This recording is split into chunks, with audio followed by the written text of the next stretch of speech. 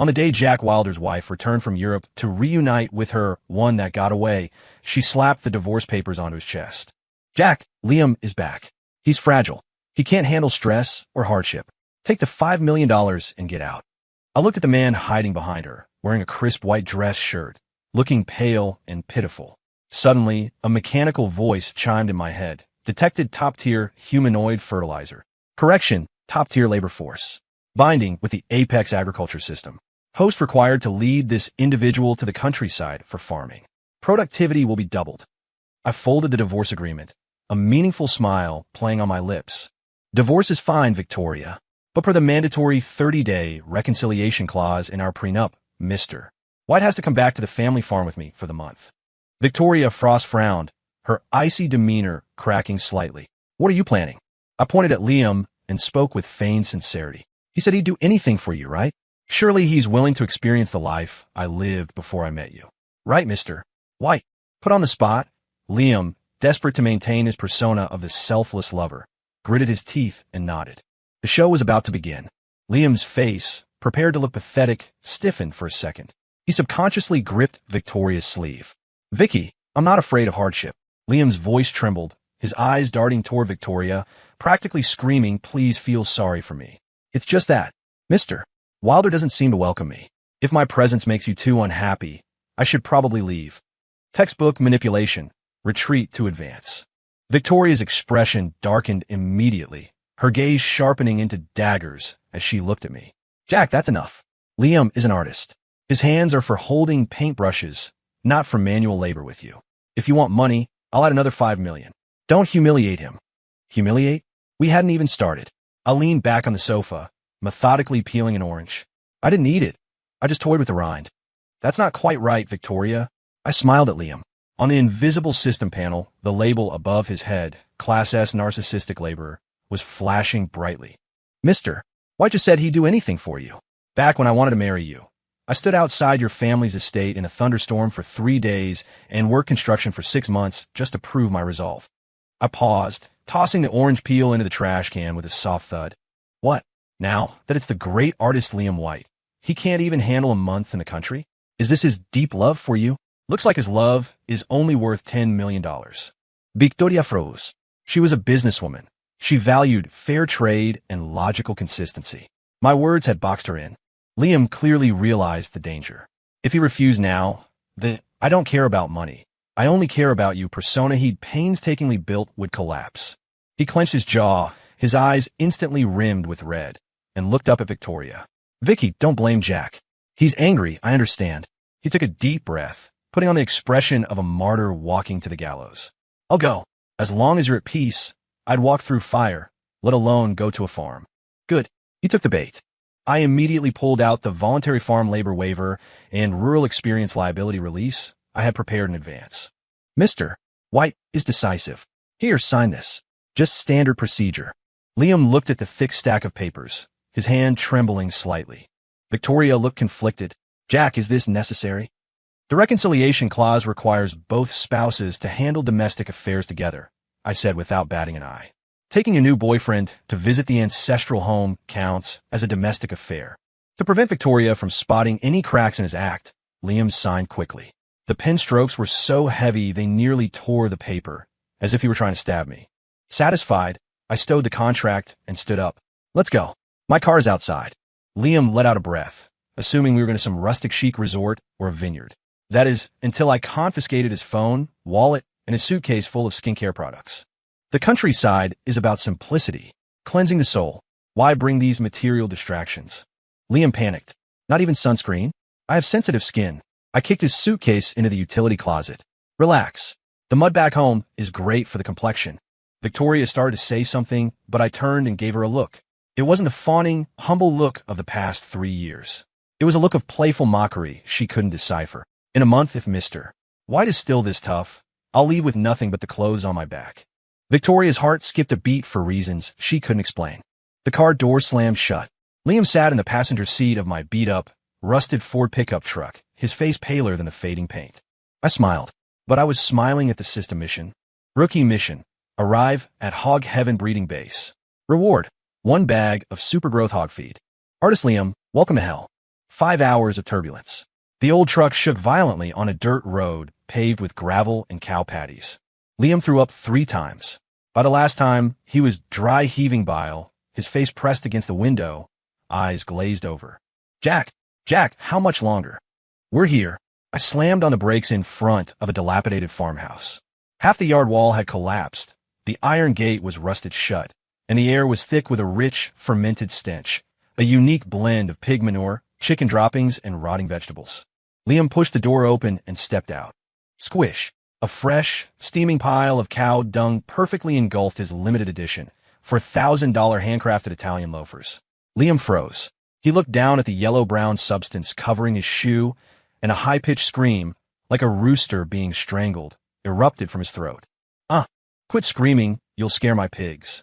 I hopped out, tossed his bag on the ground, and pointed at the drafty mud brick shack. That's the dorm. The presidential suite. Liam broke down, pointing a trembling finger at the shack. People live there? It doesn't even have glass in the windows. Open concept, I said concisely. What does that smell? I'm going to suffocate. He covered his nose, his face turning purple. The scent of nature. I opened the truck bed and pulled out 2 sets of camo coveralls and rubber work boots. Put these on. Liam backed away. I won't. I'm calling Vicky. This is abuse.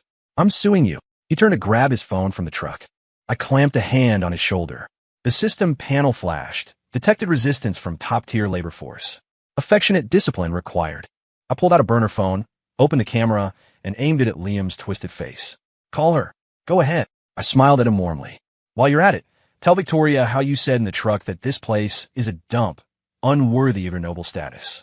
And tell her how you said your shoes are worth more than this entire village. Liam's face changed. I didn't say that, but I have it on video. I waved the phone. I recorded your entire rant during the drive. Tell me, if Victoria sees that side of you, will she still think you're an ethereal angel who cares nothing for worldly possessions? Liam stared daggers at me. If looks could burn, I'd be medium rare. His persona in front of Victoria was gentle as jade, stoic and strong. It could not break. Jack, you're ruthless, Liam hissed through his teeth. You flatter me. I tossed the rubber boots at his feet. Get changed. First task is waiting. I pointed to the stinking pigsty in the backyard. The pigs are hungry. Go mix their feed. Remember, mix it by hand. It adds flavor. Liam looked at the slop trough filled with black goo and retched again. Just then, Victoria called. I put it on speaker and held it to Liam's mouth. Victoria's voice came through. Liam, did you arrive? Is Jack bullying you? I glanced at Liam, toying with the recording device in my other hand. Tears welled in Liam's eyes. Between dry heaves, he spoke to the phone. No. Herg. No. It's beautiful here. Herg. I love it. That's good. Victoria clearly relaxed on the other end, sounding almost pleased. Jack is uncouth, but he has a decent eye for locations. Liam, if you're tired, rest. Don't push yourself. I'm not tired. Vicky, I want to experience life. As Liam spoke, he watched helplessly as a fly flew right into his mouth. He spat frantically. What's wrong?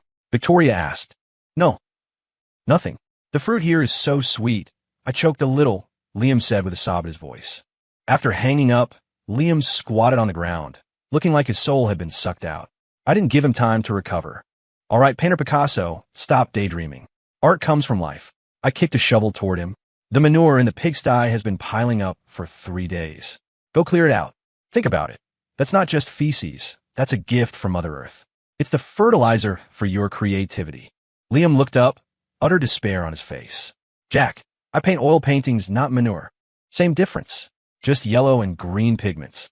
I cracked some sunflower seeds, sitting on a small folding stool like a plantation overseer. You don't have to go. I'll just send that recording to the Frost Corporation's PR department right now.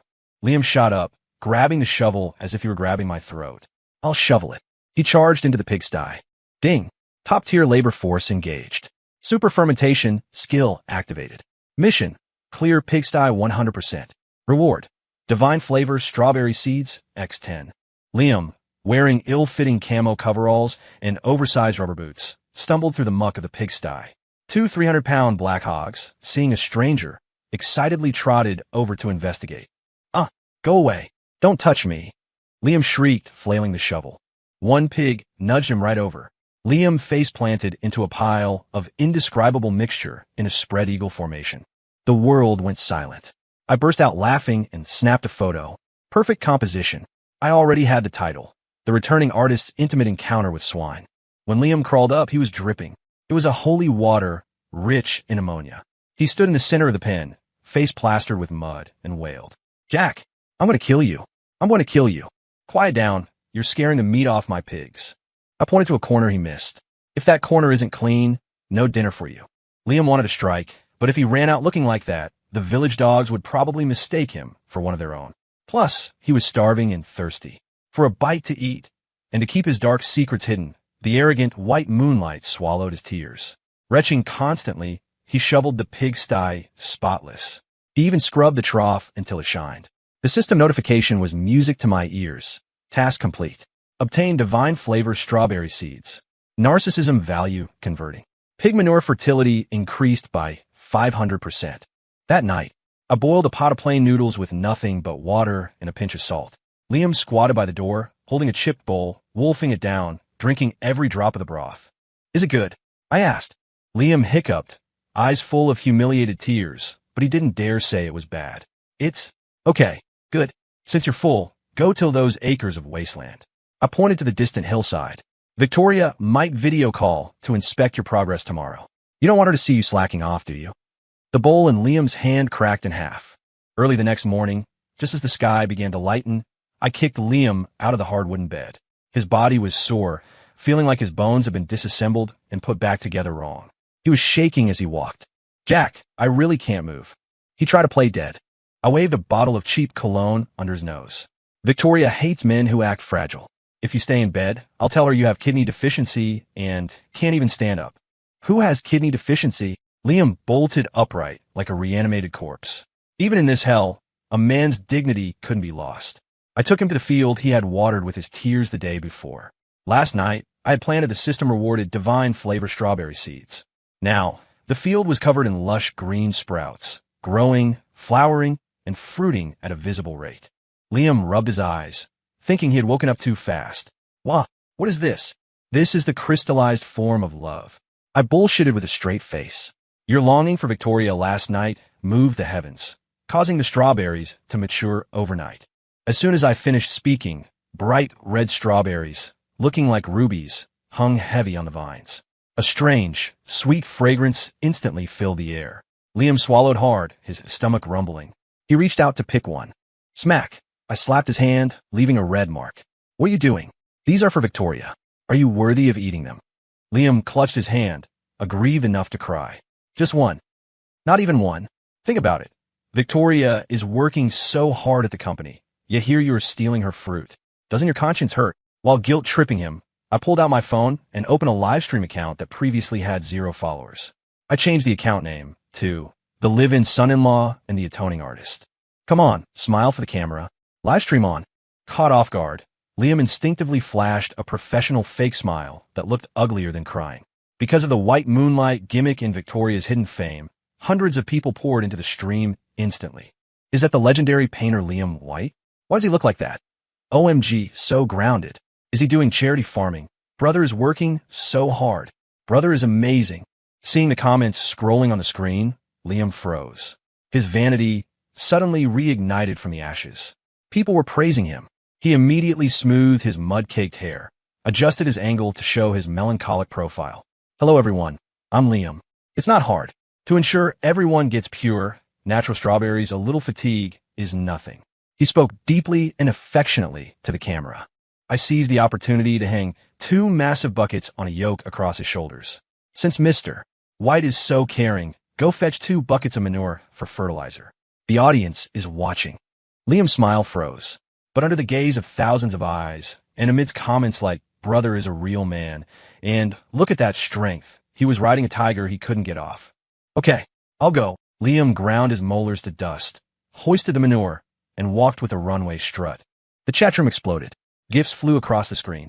System notification. Detected host exploiting the narcissist's vanity. Narcissism value skyrocketing. Strawberry quality upgraded to God tier. I watched the numbers in my account jump and grinned from ear to ear. When Liam returned from carrying manure, he collapsed in the strawberry field, unable to straighten his back. Just then his phone rang. It was Victoria. Video call. Liam frantically tried to hide his wretched state, but I snatched the phone and answered it. I aimed the camera at Liam, who looked like a dead dog, in the field full of red strawberries. Honey, look, Mr. White worked himself to exhaustion growing these strawberries for you. On the screen, Victoria saw Liam, covered in filth, cheeks gaunt, but she didn't tear up with heartache as expected. Her gaze was locked onto the weirdly red strawberries. Even through the screen, she seemed to smell the tantalizing aroma. Send me the location, Victoria said coldly. I'm coming over. Hearing Victoria was coming, Liam suddenly felt alive. He struggled to get up, wanted to shower and change, wash off the misery, and put on his white shirt to play the fragile victim. Don't move. I stopped him. You look the most authentic right now. Most moving. If you wash up, how will Victoria know how much you suffered? Liam thought about it and decided it made sense.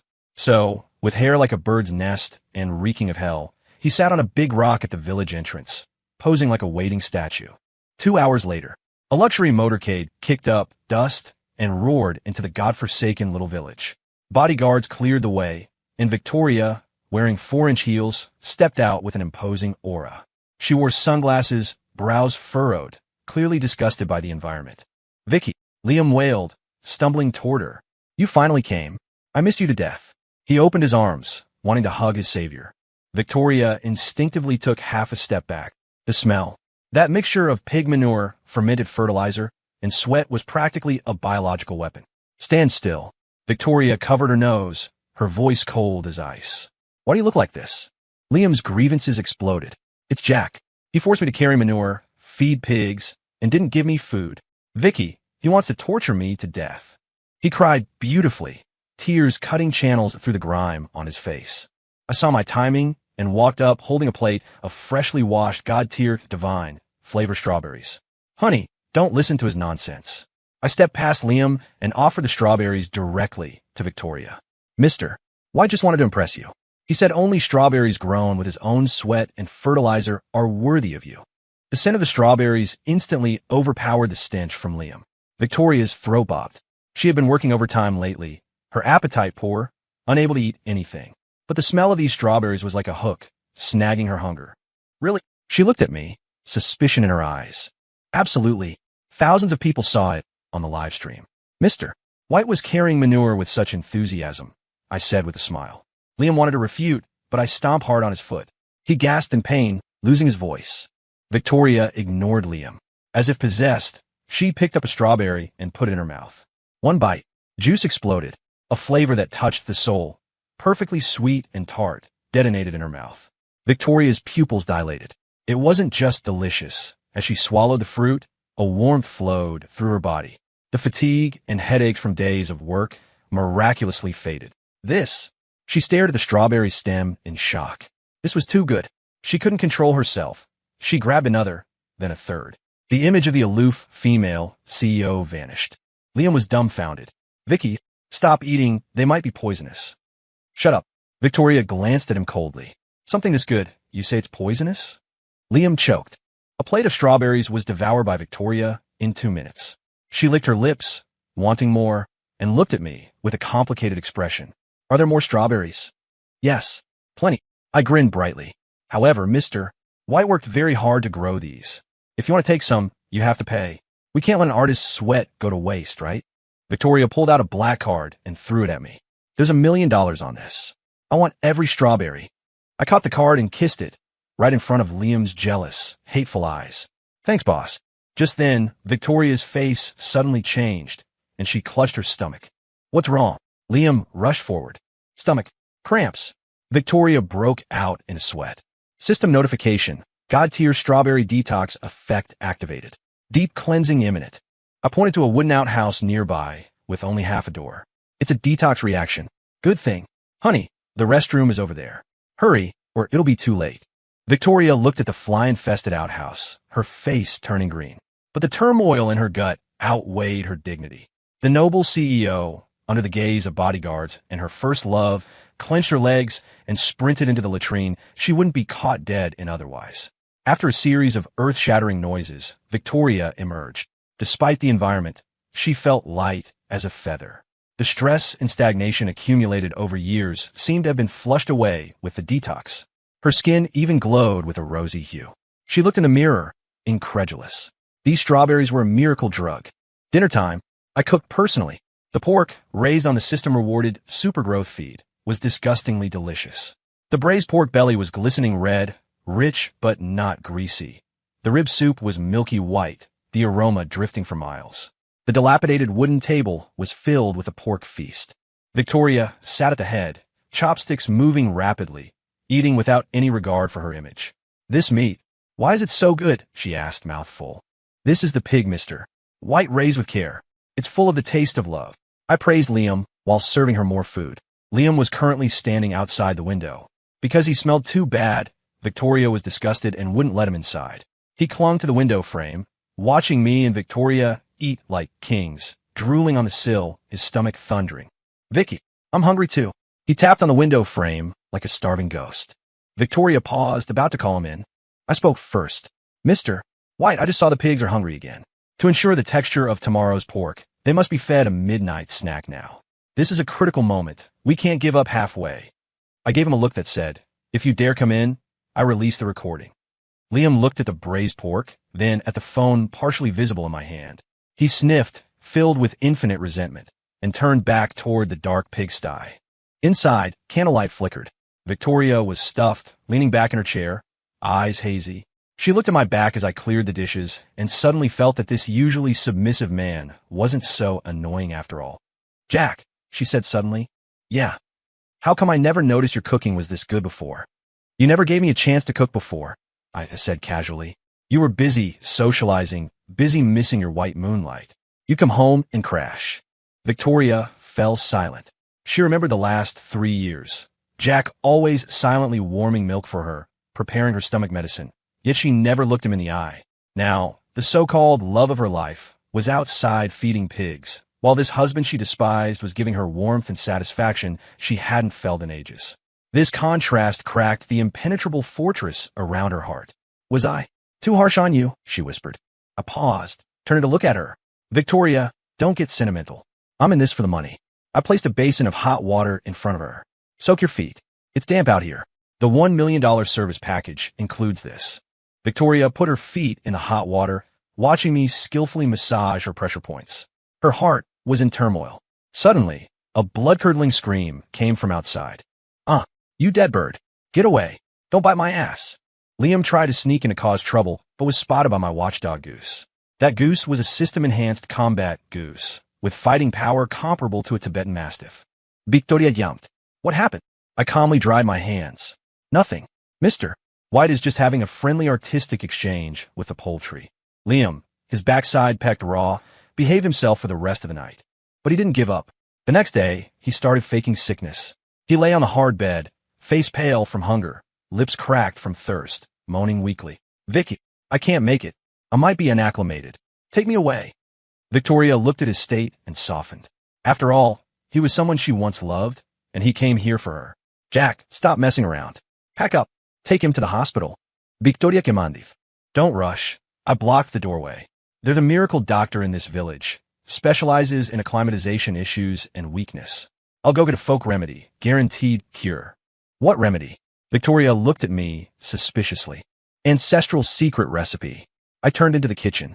10 minutes later, I returned with a bowl of black liquid emitting a nauseating stench. It was a special resurrection soup made of pot ash, bitter melon juice, and boy's urine, donated by the neighbor's kid. "Come on, drink up."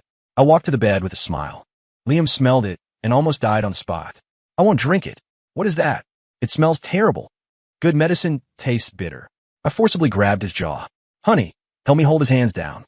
If he doesn't drink, he doesn't want to get better. If he doesn't want to get better, he wants you to worry. That's irresponsible."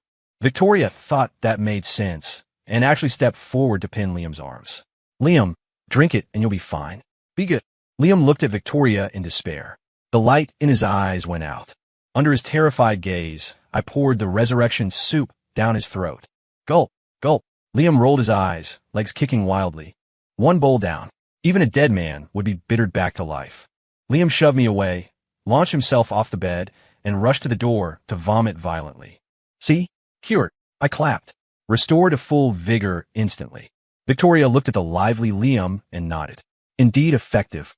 Liam finished vomiting and turned to look at me, a look that said he wanted to slice me into 1,000 pieces. Jack, you win.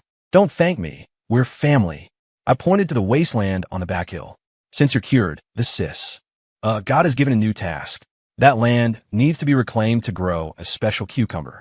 I heard this cucumber can rejuvenate youth and beautify skin. I looked at Victoria. Victoria, you have a few fine lines around your eyes lately. Victoria touched her face, her expression changing. Nothing stimulates a woman more than aging.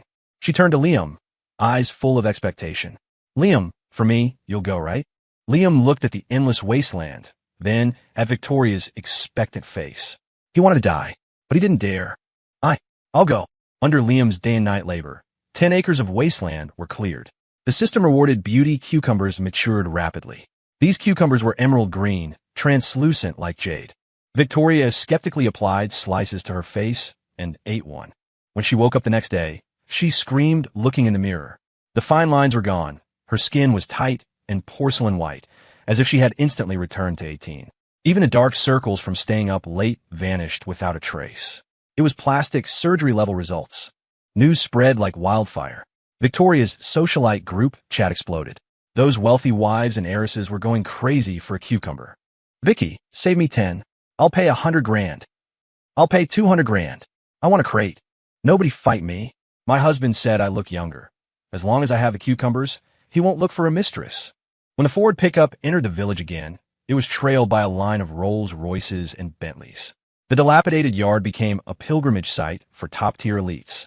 I sat in the yard at a table with a QR code for payments. Line up. Limit 2 per person.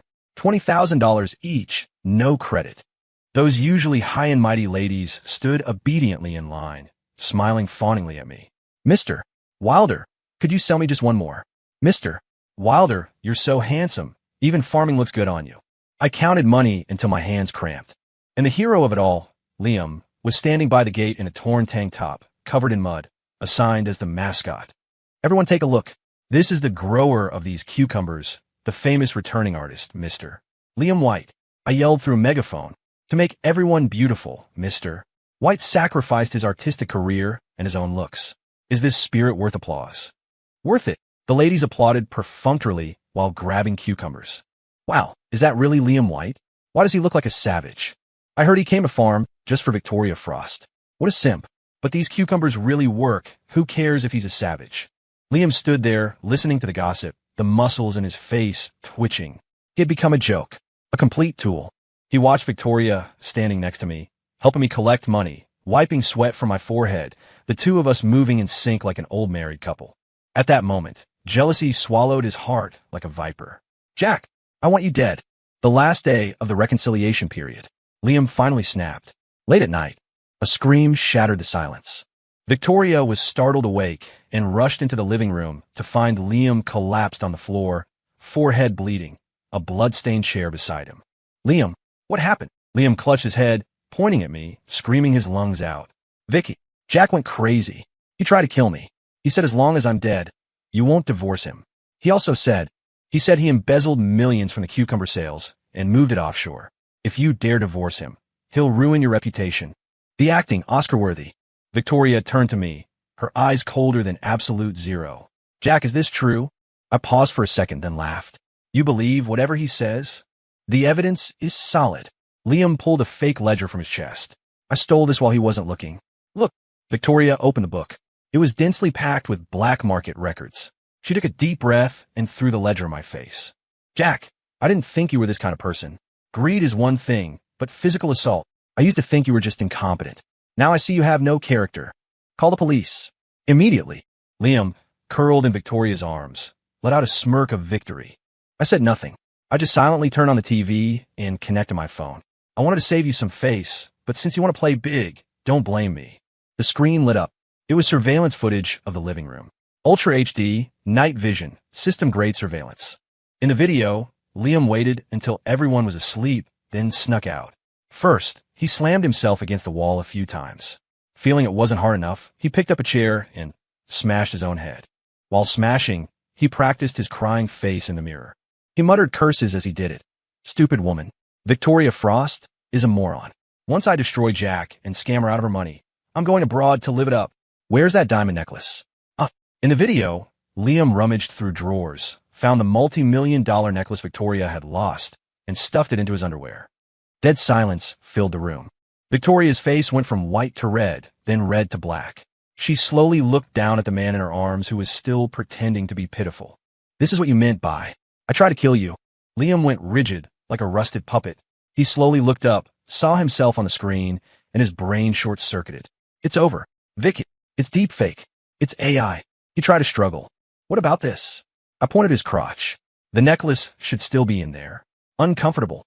Victoria shoved Liam away as if he were radioactive waste. "Search him." 2 bodyguards rushed up, ignoring Liam's screeching, and yanked down his pants. The dazzling diamond necklace fell out. Smack! Victoria slapped Liam across the face with full force. "Get out! Get the hell out!" She was shaking with rage, tears circling in her eyes, not for Liam, but for her own blindness over the years. Liam clutched his face, trying to lunge back. "Vicky, listen to me. Drag him out." The bodyguards dragged Liam out like a dead dog and threw him into the pigsty. I took out the divorce agreement, technically the expired one. "All right, the trash is taken out." I placed the paper on the table and signed my name. "Victoria, I made enough this month. Let's divorce. Happy single life." Victoria looked at the signed paper and suddenly panicked. She thought that once Liam's true face was revealed, we would go back to how it was. I would cook for her, wash her feet, wait for her at home forever. But my eyes were clear. No lingering affection. "Jack, I'm not divorcing." She grabbed the paper and tore to shreds. "The misunderstanding is cleared up. Why divorce? I know you suffered this month. I'll compensate you, okay?" "Compensate." I laughed, a thin, cold sound. "Victoria, affection that comes too late is cheaper than grass. Did you think I did all this to make you see the real Liam? You didn't." A glimmer of hope flashed in her eyes. "I did it to complete a mission and make money." I pointed to the thriving farm outside. "Now I have money, technology, and a career. Why would I go back to being your beck and call trophy husband?" With that, I turned and walked away. No hesitation. Victoria chased me out the door, but saw only the taillights of the old Ford pickup. Standing at the dusty village entrance, she finally broke down and cried. Back in the city, I used the first bucket of gold earned from the system to quickly establish Wilder Agritech. High-end produce was in short supply. My net worth multiplied. I became the new darling of the business world.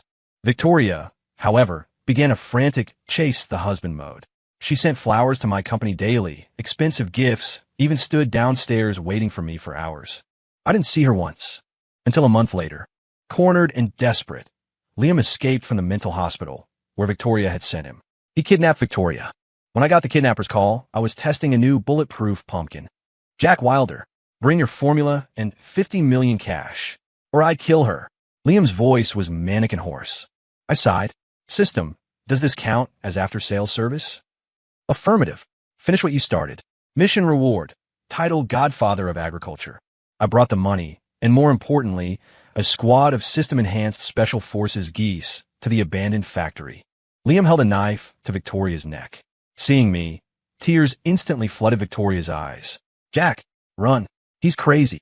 "Let her go," I said calmly. "The money is here. The formula too. Throw it over." Liam roared.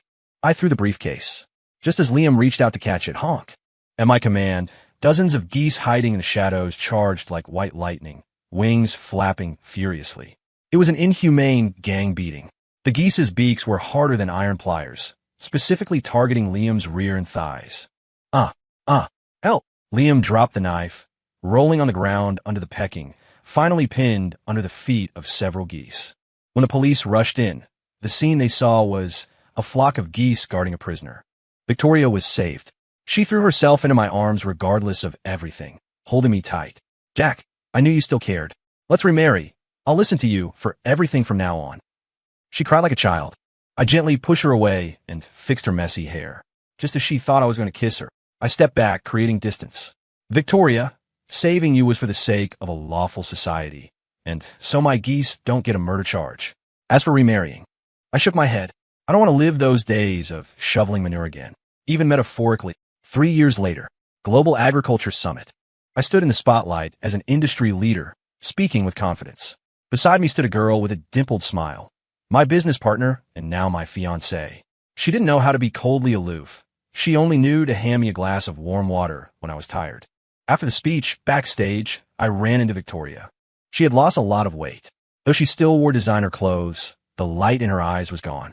The Frost Corporation still existed, but without my god-tier produce supply, it was far from its former glory. "Jack," she called out, her voice hoarse. "Congratulations." "Thank you." I nodded politely. She looked at the girl beside me and smiled bitterly. If I hadn't agreed to take Liam to the country back then, if I had realized your worth sooner, would the ending be different? I looked at her, my gaze calm as still water. "Victoria, farming is about timing. If you miss the spring, no matter how hard you work in the summer, you won't get spring fruit. Some things, when they rot in the soil, just become fertilizer for the next season. People are the same." I took my fiancé's hand and turned to leave. The sunlight was perfect. I heard my fiancé whisper, "Who was that?" I smiled, my steps light. "Just a customer who missed the line for cucumbers a long time ago." Victoria stood there, watching my back disappear into the light. She finally understood. She hadn't just lost a husband. She had lost the only spring she would ever have in this life. In prison, Liam, stepping on a sewing machine pedal, watched me on the TV and wept tears of regret. If God gave me another chance, I want to go shovel manure. Really, story complete.